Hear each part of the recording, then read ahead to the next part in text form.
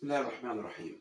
How to differentiate between bronchial asthma from cardiac asthma?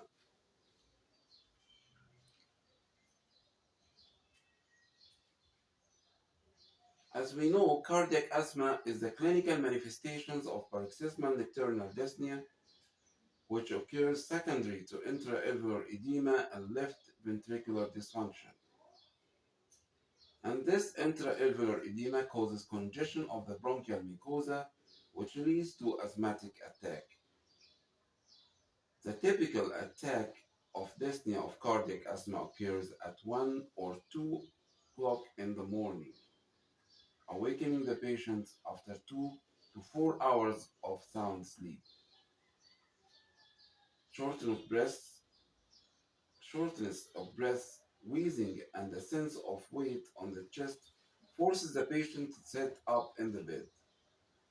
Often the attack is relieved in a few minutes by coughing up of frothy sputum or with diuretics. Here, dyspnea precedes cough. In bronchial asthma, the condition is characterized by episodic reversible bronchial obstruction due to hyperresponsiveness of the tracheobronchial tree to a variety of intrinsic and extrinsic stimuli. Patients with bronchial asthma are awakened usually at 3 or 4 o'clock in the morning with cough, wheezing, and dyspnea, and this is followed by expectoration of copious amounts of tenacious mucus.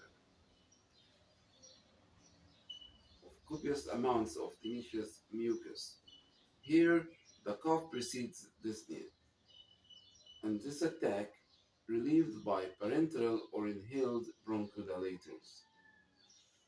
So, summarizations of the difference between cardiac and bronchial asthma.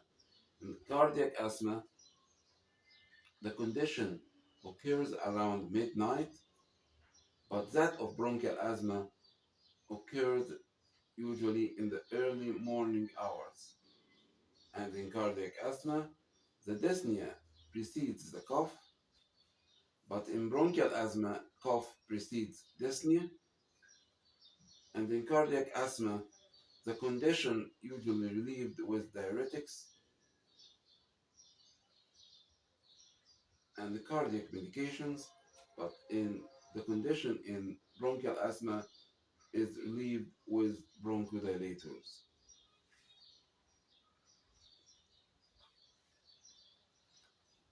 And it should note better that recent studies have suggested that an increased serum level of brain natriuretic peptide more than 100 picogram per milliliter differentiates dyspnea due to heart failure from that due to pulmonary dysfunction.